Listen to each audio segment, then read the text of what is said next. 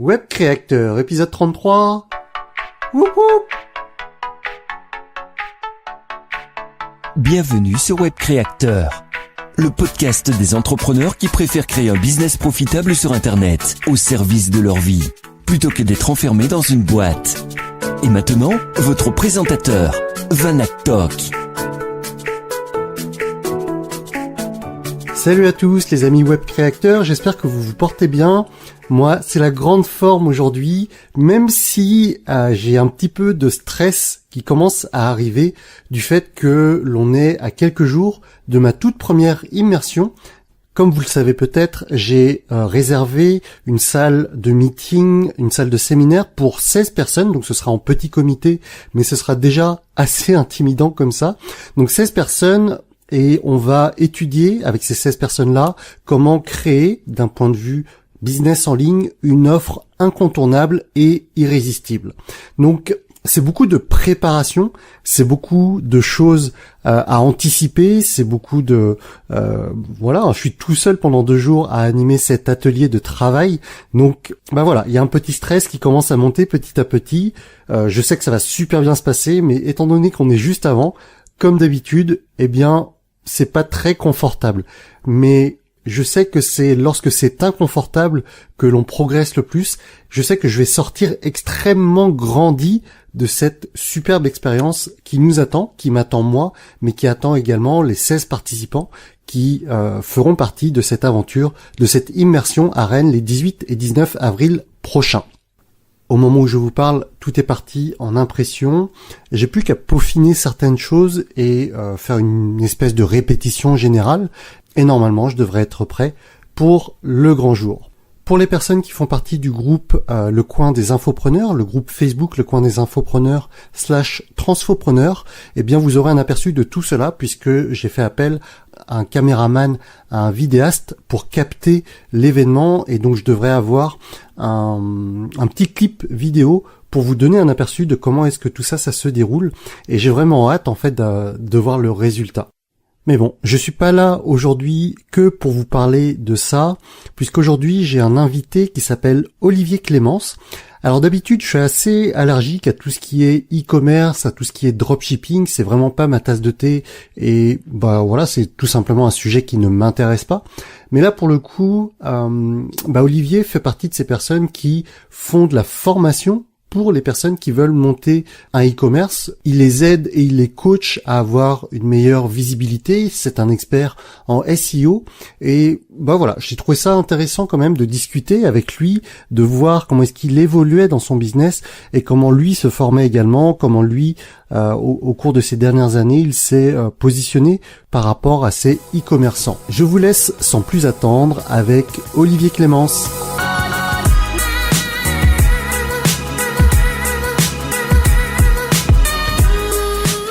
Salut Olivier, comment vas-tu aujourd'hui ? Salut Vanak, très bien.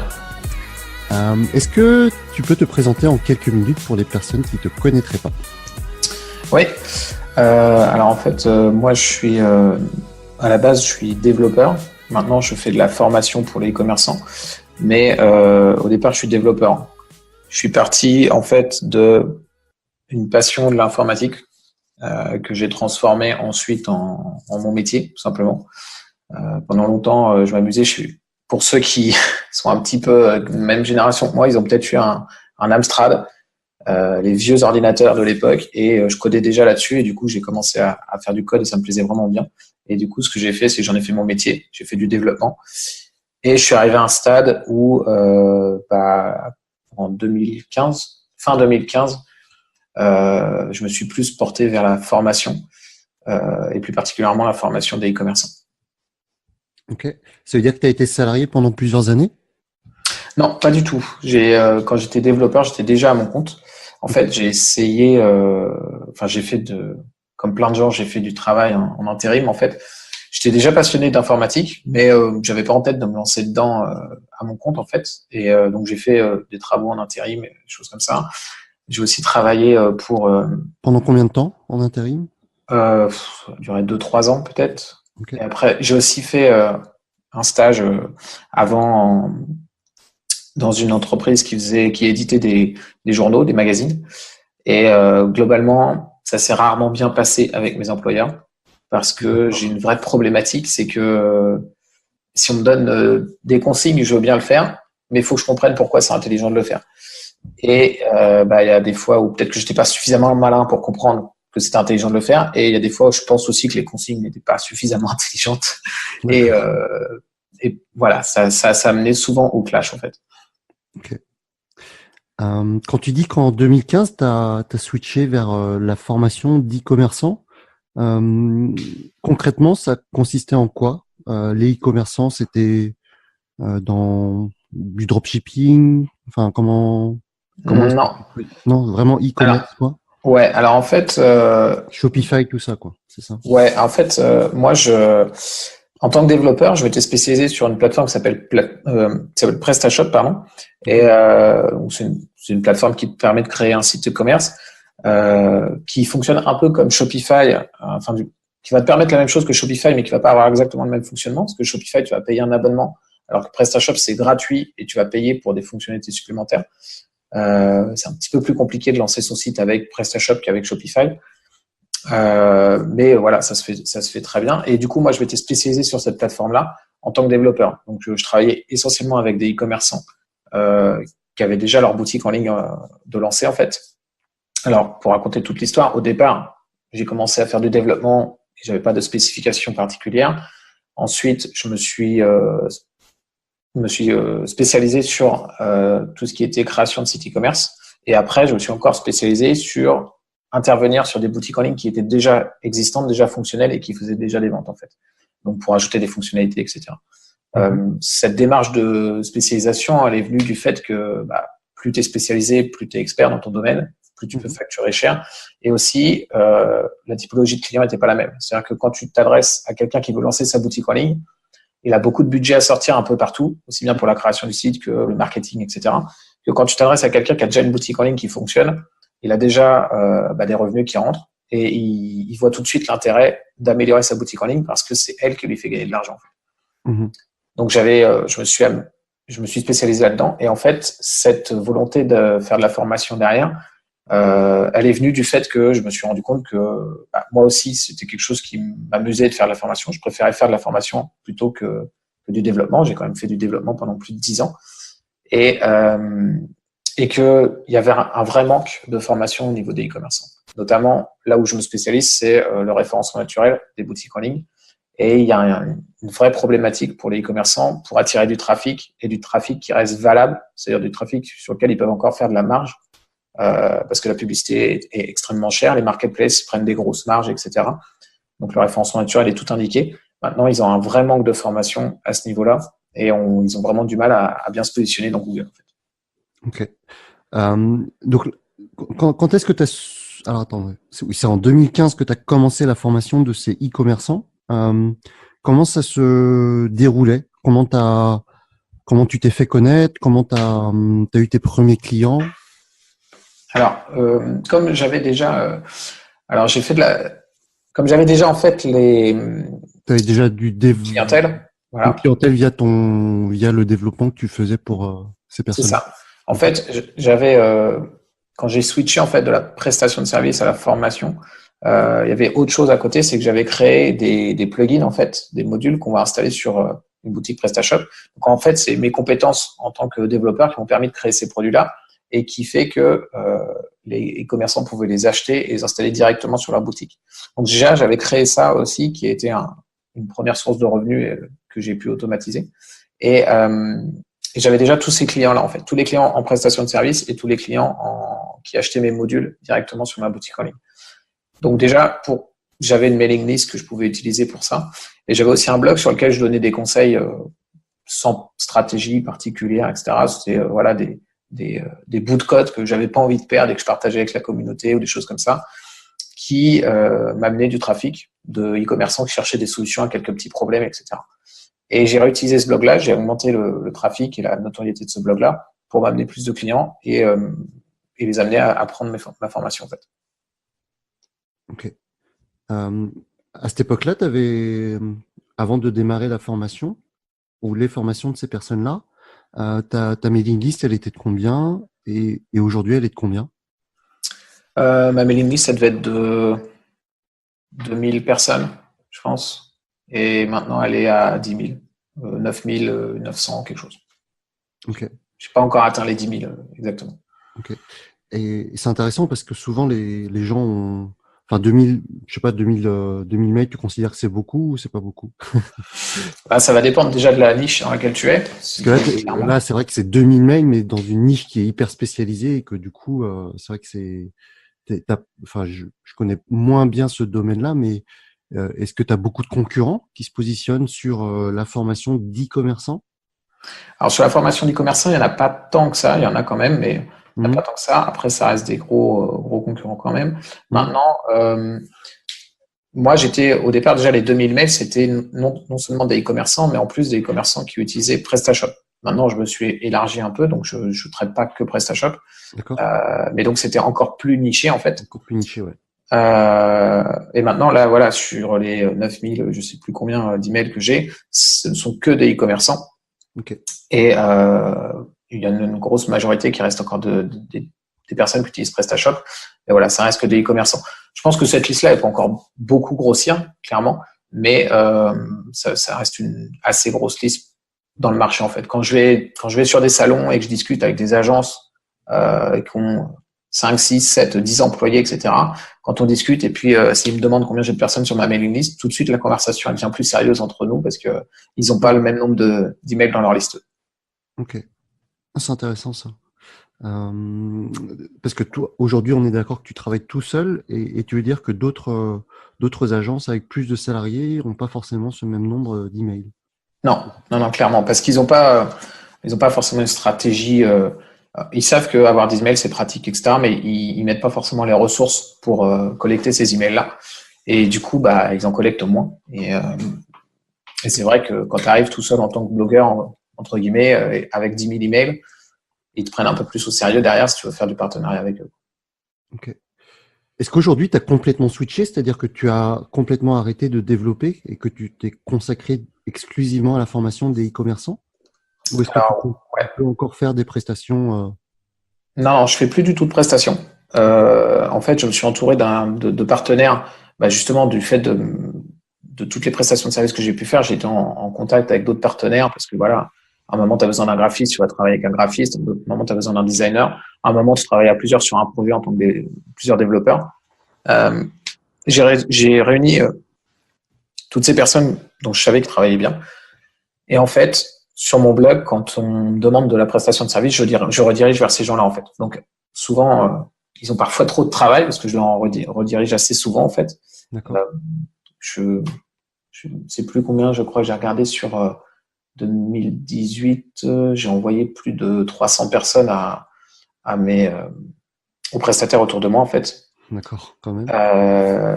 Donc voilà, donc moi je fais plus du tout de prestation de service. À côté de ça, maintenant j'ai la partie module, donc les modules que j'ai développés, j'en ai pas redéveloppé depuis, mais les modules que j'ai développés qui se vendent de manière relativement automatique. Je travaille à peu près 1 heure par jour dessus et j'ai ma formation à côté, en fait. Ok.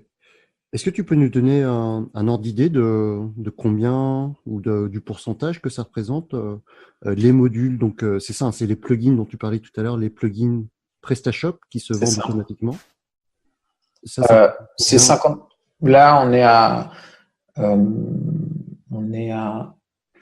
si je dis pas de bêtises, j'ai eu mes chiffres en mars. Là, j'ai eu mes chiffres début mars. On est à 50-55% avec les modules et le reste avec la formation. D'accord. Donc quasi, enfin c'est pas quasi, c'est la moitié, voire un peu plus en presque automatique, c'est ça? Ouais.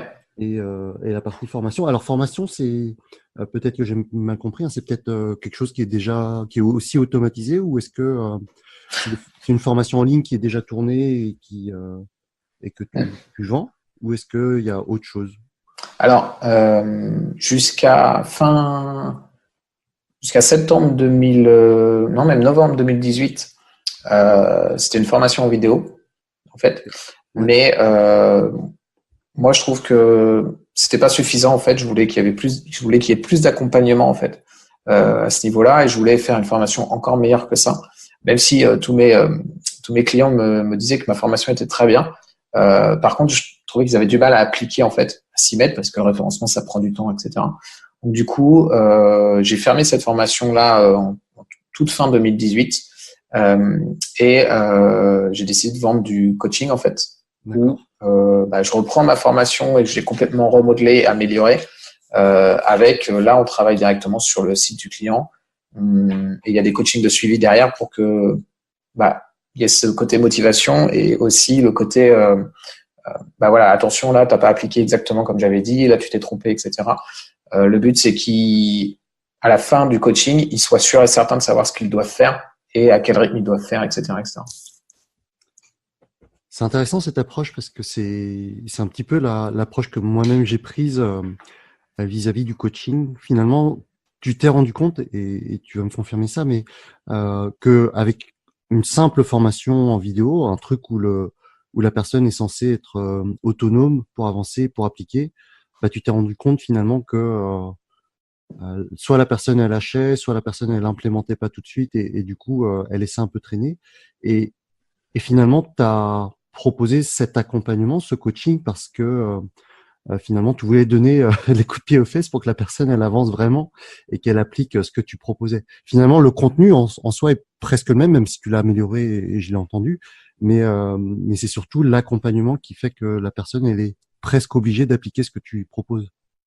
En fait, ouais, c'est ça. C'est que je pense que tu peux faire des… Je pense que là où je vais me diriger à terme, je pense que ce sera un mix entre ce que j'avais fait avant et ce que je fais maintenant. Parce que là, je suis en pur coaching, je suis vraiment que du coaching. Maintenant, il y a toute une partie qui est apprentissage, qui est un peu comme si tu étais dans un amphithéâtre à la fac. En gros, c'est moi qui explique le truc et de temps en temps, tu as le client qui va m'interrompre pour me poser une question. Et ça, c'est très bien. Maintenant, toute cette partie apprentissage, elle est assez longue. C'est 3 coachings de 4 heures. Donc, c'est long et un peu fatigant aussi bien pour moi que pour le client. Donc, cette partie-là, je pense qu'elle peut redevenir une vidéo, enfin plusieurs vidéos très claires. Par contre, avec très régulièrement des coachings qui seront même pas des coachings de suivi, des coachings de validation, tu vois, pour dire, OK, voilà, montre-moi comment tu as compris cette vidéo. C'est super important. On va pas plus loin avant ça. C'est pas la peine de continuer les cours si t'as pas compris ça. Et on valide, tu vois. Et ainsi de suite jusqu'au moment où toute la partie apprentissage, eh bien, elle est validée. Et bien après, voilà, il peut appliquer. Et là, justement, c'est le coaching de suivi qui prend le relais, je veux dire, et qui va valider, qui va continuer à valider que le travail est bien fait et qui va l'aider à se motiver, etc., et à appliquer régulièrement, etc. Donc, il y a cette forme, le coaching amène cette forme de validation et de motivation qui est super importante par rapport à une vidéo où en effet la personne elle est toute seule. Mais je pense que faut pas laisser tomber complètement non plus la vidéo parce que c'est un format qui est sympa aussi pour la personne si à 3 heures du matin elle a une insomnie, elle peut se regarder la vidéo et elle avance dessus, tu vois. Il y a aussi cette liberté qui est super sympa et qu'on peut pas avoir si on fait ça en direct en coaching en fait, surtout sur l'apprentissage.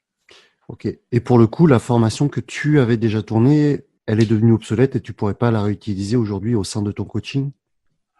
Elle n'est pas devenue obsolète, mais j'ai voulu refaire ça vraiment Plus proprement, quoi. plus proprement, avec aussi le fait de le faire en coaching depuis le début. Hein, j'ai cette idée de mixer entre vidéo de formation et coaching de suivi et de validation.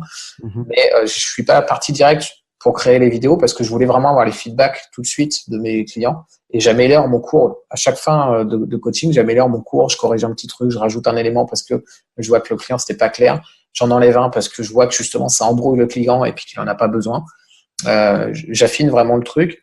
Tu vois, par exemple, j'ai un des coachings qui prenait presque plus de 5 heures, qui est arrivé à moins de 4 heures là parce qu'il y avait des éléments qui n'étaient pas nécessaires, que j'ai enlevé du coaching et que j'ai mis finalement en bonus parce que c'est réellement un bonus. C'est-à-dire que c'est vraiment un élément qui n'est pas nécessaire dans le déroulement de la formation en fait, mais que tu peux rajouter si tu veux aller un petit peu plus loin. Donc tu vois, ça servait à rien que je le mette dans le cours. Et ça, c'est à force de faire les coachings sur ce coaching en particulier que je l'ai identifié en fait. Sinon, je l'aurais mis de base dans mon cours et il aurait compliqué le cours en fait. Tu vois. Ok, je vois. Du coup, ton offre de coaching, elle s'organise comment? C'est vraiment 3 fois 4 heures d'affilée? Enfin, c'est les 4 heures, elles sont… Ou est-ce que c'est… Alors, mon offre de coaching actuellement, ça devrait bientôt changer parce que justement, les fameux 3 coachings d'apprentissage, ils sont bien rodés maintenant et je vais encore les valider avec quelques clients, mais normalement, ils vont passer en vidéo bientôt. Ok. Mais actuellement, comment ça se compose? C'est 3 coachings d'apprentissage qui font à peu près 4 heures chacun. Et derrière, un coaching d'1 heure par mois avec du suivi par email sans limite. Le but, c'est que le client il reste jamais bloqué en fait. Et voilà. Après, ça peut m'arriver, tu vois, ça m'est arrivé encore ce matin, un client qui me pose une question et bon, c'était un peu compliqué de lui expliquer par mail. Bon, j'ai pris mon écran, j'ai filmé mon écran, j'ai expliqué ce que je voulais dire et j'ai envoyé la vidéo. Donc, tu vois, au niveau des réponses, j'essaie de faire quelque chose de vraiment précis pour que le client il puisse avancer et qu'il reste pas bloqué. Et évidemment, s'il a vraiment un blocage, on peut caler un rendez-vous, un call vite fait pour voir quel est le problème et je le débloque. Mais pour l'instant, c'est pas arrivé en fait. Ok. T'as combien de clients aujourd'hui en coaching en parallèle? Parce que là, du coup, on est d'accord, hein, t'as rien d'automatisé, donc c'est vraiment que du direct à chaque fois.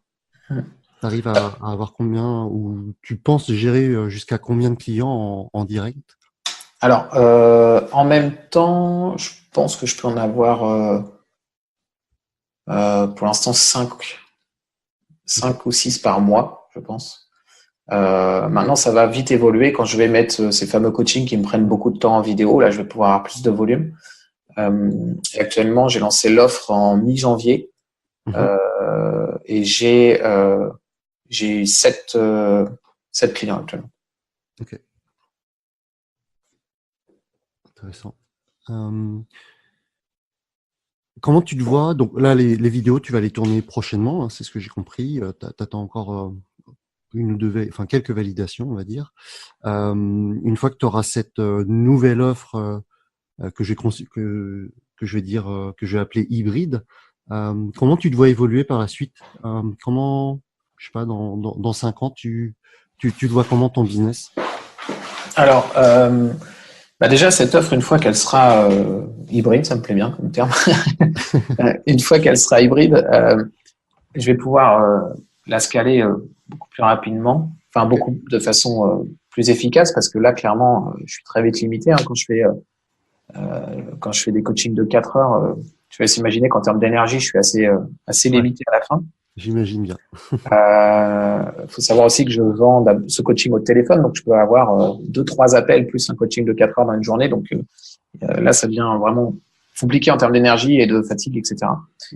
Mais voilà, une fois que ce sera mis en vidéo, ces fameux 3 coachings d'apprentissage, clairement, je serais beaucoup plus libre en fait d'avoir plus de clients et d'augmenter ça. Donc déjà, il y aura un travail qui va prendre plus ou moins de temps, ça je suis pas encore capable de le déterminer, pour arriver à un stade où cette formation, je fais rentrer de nombreux clients dedans en fait, tu vois. Sachant que derrière j'ai toute une stratégie qui est pas encore vraiment bien définie, mais qui est prévue de les mettre en relation entre eux pour que ils puissent bénéficier de toutes les compétences qu'ils ont acquises avec moi et faire fonctionner ça entre eux. Donc j'ai déjà un gros travail encore sur cette formation qui va me prendre du temps et donc je pense que 2019 va être consacré, enfin c'est même sûr, 2019 sera consacré entièrement à cette formation. Et fin 2019, on verra si il y a encore du travail sur cette formation pour l'améliorer, proposer encore plus à mes clients pour qu'ils aient encore plus de résultats, et s'il y a encore moyen d'agrandir le volume de personnes que je peux faire rentrer dedans. Après, au-delà de ça, j'ai des idées de formation parce que acquérir des clients sur sa boutique, c'est la première étape. Mais derrière, il y a d'autres étapes. En fait, il y a convertir ses visiteurs en clients. Donc, comment on va améliorer sa conversion. Après, il va avoir le panier moyen, comment on va augmenter son panier moyen. Et après, on va voir comment les fidéliser. Donc, tout ça, c'est des sujets de formation qui peuvent très bien être faits et qui, en plus, auront l'intérêt d'avoir une certaine continuité. Et qui pourront du coup se vendre aux mêmes clients parce que voilà, s'ils ont eu du trafic par mois, ils auront tout intérêt à apprendre à le convertir avec ma formation. Comment tu vois ça? Ce sera des upsells ou est-ce que ce seront de nouveaux modules qui vont compléter cette formation que tu feras payer plus cher à de nouveaux clients? Comment est-ce que tu vois la chose? Pour l'instant, je sais pas encore. Je pense que a priori, ce sera forcément des formations complètes qui pourront être vendues indépendamment, qui ne seront pas forcément vendues. Faudra pas forcément avoir pris la formation référencement naturel pour avoir la formation conversion, parce que tu peux avoir un e-commerçant qui a déjà du trafic, tu vois. Mhm. Mais je pense que ce sera une formation complète. Après, le tarif dépendra forcément du contenu et de la transformation que je peux proposer au client, des résultats qu'il peut obtenir. Mhm.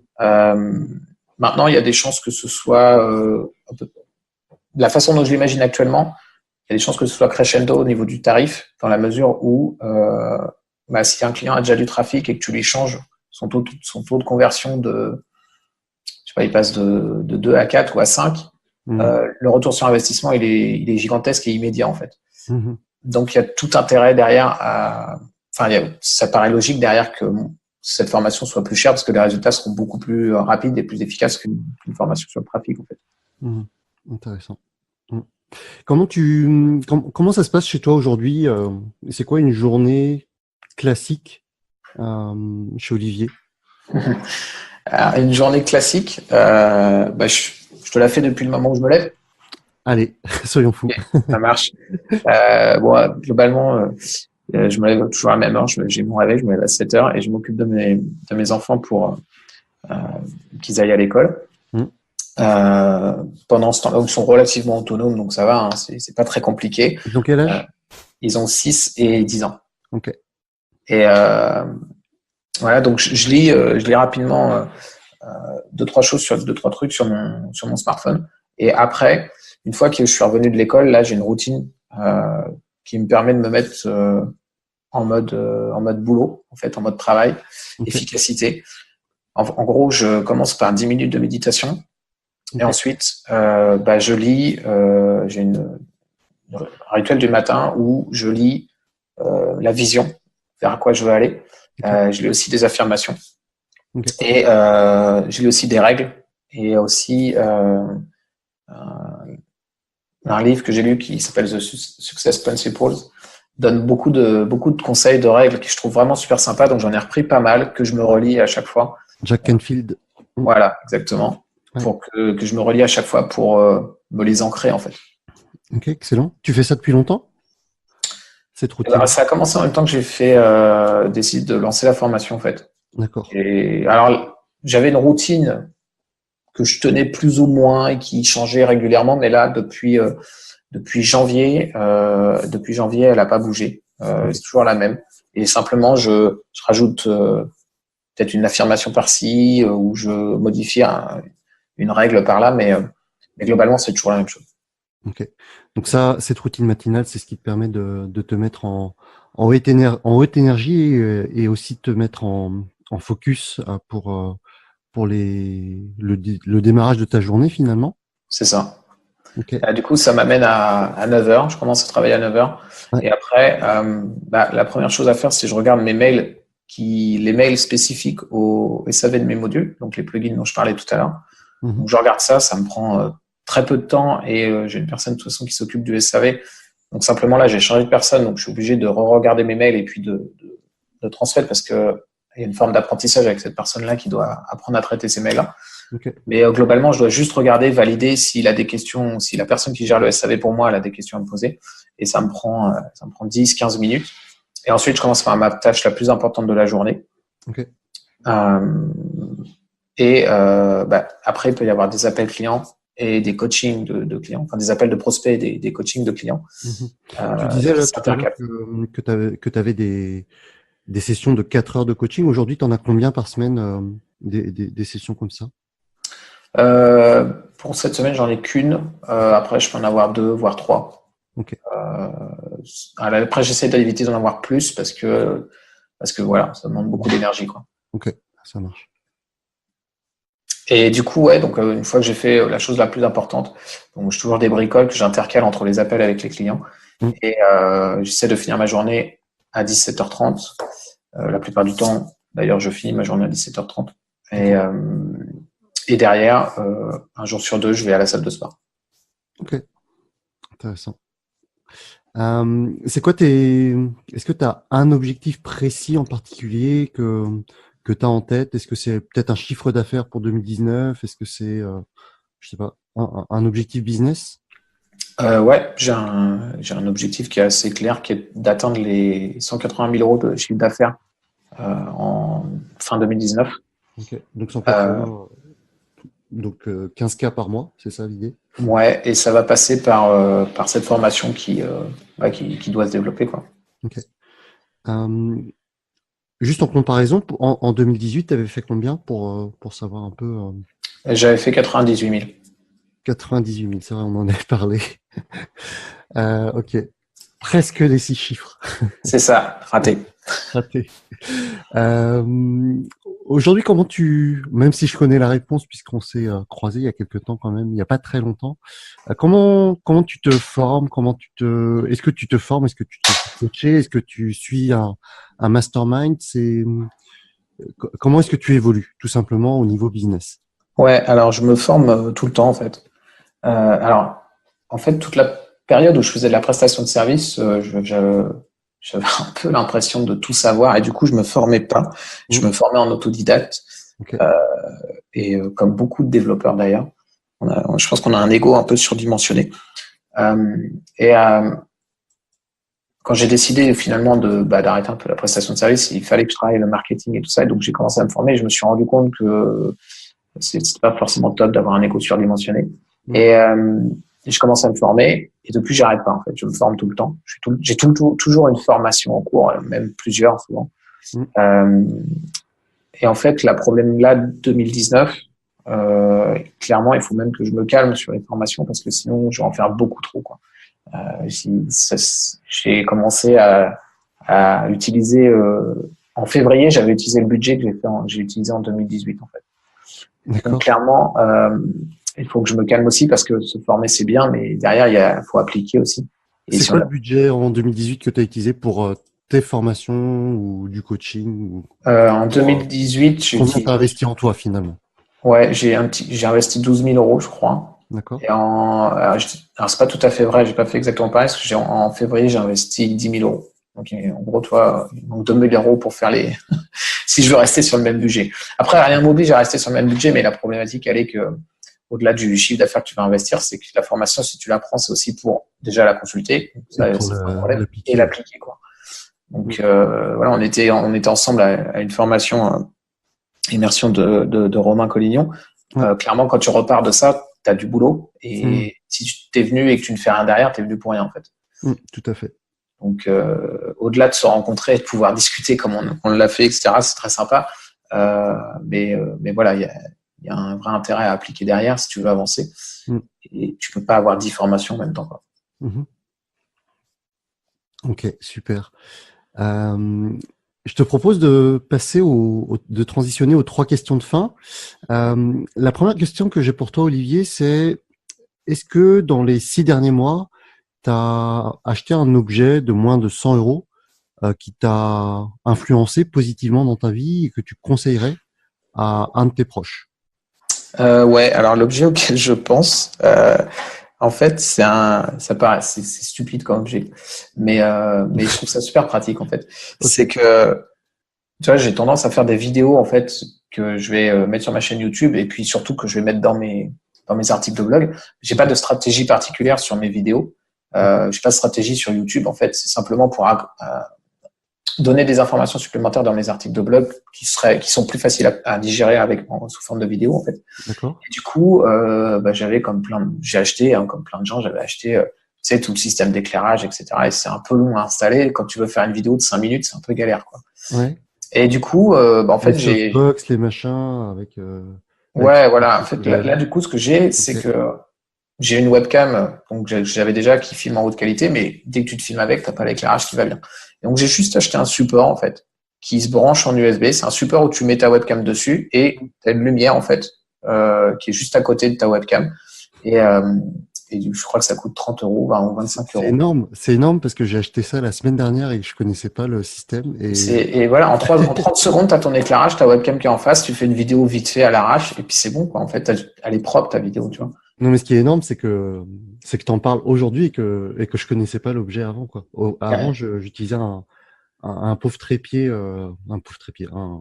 un trépied classique et je me suis dit, mais ouais, vu que je fais pas mal de webconférences, tout ça, j'avais besoin de cet éclairage d'appoint sans avoir, comme tu dis, à sortir la softbox, à installer le trépied de la softbox et tout. Et en plus, vu comme est configuré mon bureau, c'est pas pratique. Et c'est rigolo que tu mentionnes ce truc parce que je l'ai littéralement acheté la semaine dernière. Ouais, et tu l'as utilisé? Ouais, je l'utilise quand il fait sombre, mais oui, je l'ai installé il y a pas très longtemps et je suis très satisfait de ce truc aussi. Ouais, ça fait un éclairage tout à fait correct. Tu cliques, t'appuies sur le bouton, tout est déjà prêt à chaque fois et tu fais ta vidéo et puis hop, c'est fini. Et clairement, ouais, ça, si t'as pas besoin de faire des vidéos de tournage, enfin, je sais pas quel exemple donner, mais juste des vidéos comme tu dis, hein, si tu fais un live sur Facebook ou un truc comme ça, tu veux faire un truc à peu près propre, euh, ça suffit amplement. Et ouais, je sais pas combien tu l'as payé, 20, 22 euros, Ouais, c'est 25 ça, euros. c'est l'ordre d'idée, ouais, 30 euros, ce que j'avais en tête. Voilà, et voilà, c'est un outil ultra pratique. Ok, bah écoute, je valide complètement. D'ailleurs, je mettrai un lien vers ceux que j'ai achetés, comme ça, les gens verront à quoi ça correspond, parce que on est d'accord, c'est un truc. T'as la lumière avec son support, comment on appelle ça, son bras articulé, on va dire. Ouais, Et puis t'en as un autre pour accrocher la webcam. exactement, ouais. Ok. Bon, bah on a exactement le même alors. C'est ça. Excellent. Deuxième question. Est-ce que dans ton parcours professionnel ou personnel, est-ce que t'as quelque chose qui s'apparente à un échec qui finalement, après quelques mois, quelques années, c'est plutôt que tu considères plutôt comme étant un tremplin vers une réussite que tu as aujourd'hui? Ouais. Alors c'est un truc dont on n'a pas parlé en fait, mais c'est vrai que j'aime bien en parler parce que justement ça alerte les gens là-dessus. Quand je faisais de la prestation de service, je travaillais beaucoup parce que bon, le fait est que tu échanges ton temps contre de l'argent, donc plus tu travailles, plus tu gagnes d'argent. Mhm. Donc après c'est évidemment une question de choix, mais ça fonctionne comme ça. Et donc je faisais beaucoup d'heures. Une journée de 10 heures c'était la norme, mais je pouvais aller à bien plus, 12, 13, 14. D'accord. Et donc, tu cumules ça sur le temps, etc. Et en fait, on est quand même dans une position assise. Il faut savoir que la position assise, c'est la pire possible pour le dos. J'invite les auditeurs à faire une petite recherche sur j'ai plus les valeurs, donc c'est pour ça qu'il faut mieux qu'ils fassent une recherche. Ça m'évitera de dire des bêtises, mais Ok. de faire une recherche sur le poids que supporte notre dos selon nos positions. Et la position assise, la pire position après la position assise, ça va être assis et penché en avant en train de ramasser quelque chose. Mais globalement, la position assise, c'est énorme. On supporte 10 fois plus que ce qu'on supporte debout, en fait. D'accord. Et donc, notre dos, en fait, est pas fait pour ça. Et quand on reste déjà 8 heures, c'est pas très bon. Mais quand on en reste 10, 12, 14, 15, c'est encore moins bon. Cumulé avec tous les jours de la semaine, plus plusieurs années. Il y a un moment, moi, ce qui s'est passé, c'est que mon dos, il a dit stop. Pourtant, je revenais de vacances. J'avais pris un mois de vacances. Je revenais, j'ai commencé à travailler et au bout de 10 minutes, je pouvais plus rester assis en fait. Mon dos il me faisait trop mal, c'était insupportable. Et pendant plusieurs semaines, j'ai pas pu travailler en fait. T'avais quel âge à cette époque, à ce moment où ton dos En était... fait, c'est arrivé en 2015 en fait. Donc courant 2015, c'est arrivé. Et c'est aussi pour ça que Pour les gens qui te connaissent pas, t'as quel âge aujourd'hui? là, j'ai 39 ans là. Ok, donc à 35 environ, C'est ça. ton dos a commencé à dire stop parce que tu avais cette position assise, enfin parce que tu as travaillé trop longtemps assis pendant trop nombreuses années. C'est ça. Ok. Et en fait, c'est aussi pour ça que je suis passé à la formation, à la vente de modules, parce que c'est aussi quelque chose qui fait que tu n'échanges plus ton temps contre de l'argent. Parce que j'avais quand même conscience que du coup, si je pouvais pas travailler, clairement, je faisais pas rentrer d'argent en fait. Ok. Donc, le fait est que j'ai fait le nécessaire pour que mon dos aille mieux, même si maintenant je suis obligé d'être extrêmement vigilant à ce niveau-là. Mhm. Et en quoi c'est devenu a priori un succès, c'est que ça m'a obligé à être beaucoup plus efficace en fait. Mhm. Déjà, quand j'ai eu ce problème de dos, bon, j'ai fait le nécessaire pour pouvoir retravailler à peu près correctement, mais clairement, je pouvais plus travailler 10 heures comme je le faisais avant. Mhm. J'ai été obligé d'enlever des clients. Donc, j'ai commencé à faire le tri. Et d'ailleurs, tu as dû lire le livre La semaine de 4 heures. Ouais. J'ai fait ce qu'il explique, le 20-80 sur les clients. Boum, on enlève les 80% des clients qui nous prennent trop de temps. On a 20% des clients qui nous prennent 80% de notre temps, on les enlève. Après, on n'a que 20% de nos clients qui nous ramènent de l'argent, on garde cela, on enlève les autres. Je me suis retrouvé au final qu'avec 3 clients en prestation de service. Ok. mes plus gros clients et mes clients les plus rémunérateurs. Mhm. Et à terme, j'ai switché jusqu'à la formation et la vente de modules. Mais au-delà de ça, j'ai appris à être beaucoup plus efficace. J'ai appris à faire beaucoup plus attention à ma santé, à mon énergie. Ma routine du matin, notamment, elle me permet de rentrer dans ma journée de façon efficace, tu vois. Optimal et efficace. Ok. Voilà. Et à faire attention à tout ça, en fait. Donc, clairement, la santé, je vous souhaite de pas avoir encore de problème et je vous souhaite de ne jamais en avoir, mais clairement, en tant qu'entrepreneur, la santé, elle est vraiment super importante. Et donc, ça passe par être efficace. C'est-à-dire qu'on passe pas du temps à faire des trucs qui servent à rien. Mhm. On travaille vraiment efficacement et puis on s'écoute et puis on fait du sport, etc., etc., etc. Mais c'est super important parce que on reste très souvent, pendant très longtemps, le maillon faible de son entreprise. C'est bien si on arrive à s'en sortir, mais avant de s'en sortir, en tout cas, tant qu'on est le maillon faible, faut en être conscient et faire attention à sa santé. Mhm. Est-ce Donc, que pour autant, tu as essayé un jour de travailler debout, tu sais, avec un bureau surélevé ou quoi? ah oui, oui, mais alors clairement, en fait, j'ai dans mon bureau, j'ai un fauteuil de bureau classique. J'ai Ok. un fauteuil qui s'appelle assis debout, enfin, c'est où tu as les genoux, tu es posé sur tes genoux, en fait, qui est sur D'accord. une espèce de bascule. J'ai aussi un ballon. Tu vois, les ballons de grossesse, en fait, tu vois, les gros ballons, tu peux t'asseoir dessus, bah, je travaille aussi là-dessus. J'ai aussi un poste debout, Ok. donc je peux varier complètement, en fait. Maintenant, Ouais, clairement, l'idée, en fait, c'est pas de ne plus s'asseoir, c'est juste de pas garder la même position tout le temps et du coup. alors l'idée, c'est de varier, clairement, Ouais. même si la position debout est meilleure que la position assise. Ok. D'ailleurs, une petite astuce, la problématique aussi d'être assis, c'est qu'on est très statique, hein. Ouais. Debout, on peut être aussi très statique, mais si on met de la musique quand on est assis, bah, on va pas bouger. Si on met de la musique quand on est debout, on va bouger naturellement. Mhm. Donc ça, c'est une petite astuce qui est super simple. Si voilà, on commence à avoir un petit peu des raideurs, etc., on se met debout, on met de la musique et on va bouger naturellement et ça améliore les choses.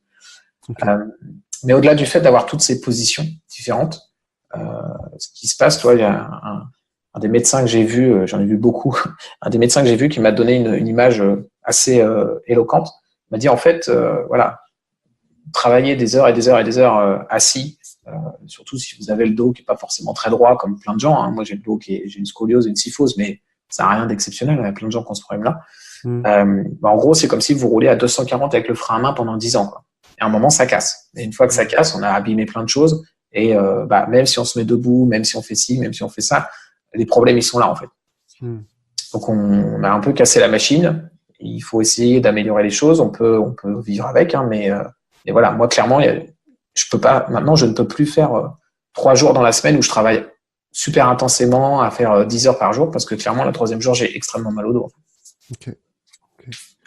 Merci pour ces conseils, Olivier. Par rapport au dos et à la santé, c'est quelque chose qui paraît évident quand on le sait, mais je pense que et moi le premier, hein,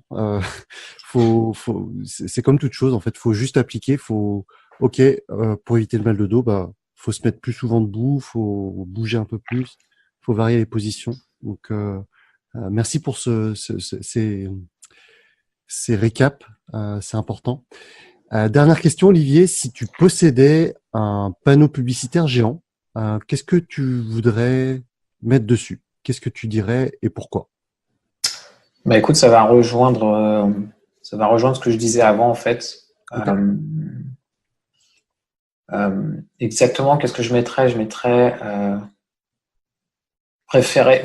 Je sais pas la phrase exacte, mais en gros, ce serait quelque chose comme mieux vaut travailler intelligemment que travailler durement. Yes. C'est un peu le vrai message de la semaine de 4 heures. Le vrai message de la semaine de 4 heures, c'est pas de travailler 4 heures. Le vrai message, c'est de Ouais. travailler intelligemment. Et puis il y en a plein d'autres, des livres comme ça, mais c'est vrai je pense qu'en France, on a tendance à dire, enfin je pense dans les pays développés d'une manière générale, on a tendance à dire qu'il faut travailler dur pour gagner de l'argent. Alors que, et c'est vrai en partie, mais le fait de travailler intelligemment et prendre soin de soi dans tous les niveaux de la vie et pas que pour l'argent, c'est vrai que c'est important aussi. Et tu l'as évoqué juste avant par rapport à ta santé notamment. Euh, c'est important de trouver un bon équilibre pour soi et pour son avenir, tout simplement. Et pour rebondir sur travailler dur et travailler intelligemment, j'ai envie de dire, je pense qu'au départ, il faut travailler dur et intelligemment. Et qu'à terme, quand on a fait ça suffisamment longtemps, travailler intelligemment suffira pour continuer à monter, en fait. Yes. Excellent. Dernier mot pour clore cet épisode de podcast. Olivier, peut-être que tu as un autre dernier mot. Est-ce que tu voudrais partager autre chose à mes auditeurs, aux personnes qui ont l'intention de lancer un business en ligne? Est-ce que tu as un dernier mot? Écoute, non, ça me plaisait bien ce dernier mot. Travailler dur intelligemment au début et après travailler intelligemment, ça me plaît bien. Je pense que c'est un conseil que s'ils doivent garder quelque chose en tête, je pense que génial, un bon truc. Merci à toi Olivier d'avoir consacré du temps pour cet épisode de podcast. J'aurai plaisir à te retrouver à d'autres séminaires ou immersions futures. C'était top. Je te dis à très bientôt, Olivier. Merci Vanak, à plus. Salut.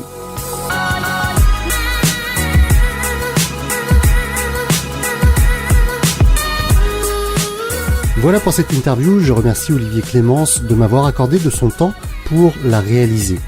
Avant de nous quitter, je vous propose deux choses. La première, c'est si vous êtes un habitué du podcast et que vous n'avez pas encore pris le temps de me laisser une review ou une évaluation sur iTunes ou sur Apple Podcast, eh bien, sachez que c'est la chose la plus simple pour vous, pour m'aider à continuer l'aventure, tout simplement parce que de cette façon, eh bien, le podcast va monter un petit peu dans les rankings d'Apple et c'est comme ça, en fait, que les gens vont me découvrir de plus en plus facilement.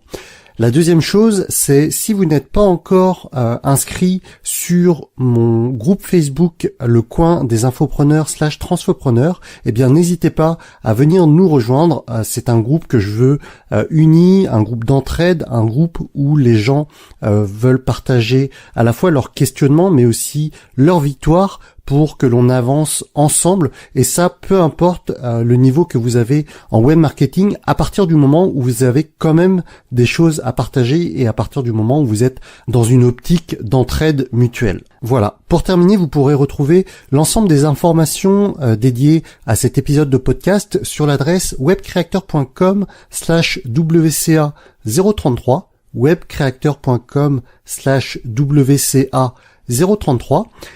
Je vous retrouve la semaine prochaine pour une nouvelle interview. D'ici là, portez-vous bien, prenez soin de vous et appréciez la vie. Salut! Merci d'avoir écouté ce podcast. Retrouvez toutes les informations complémentaires sur webcreator.com.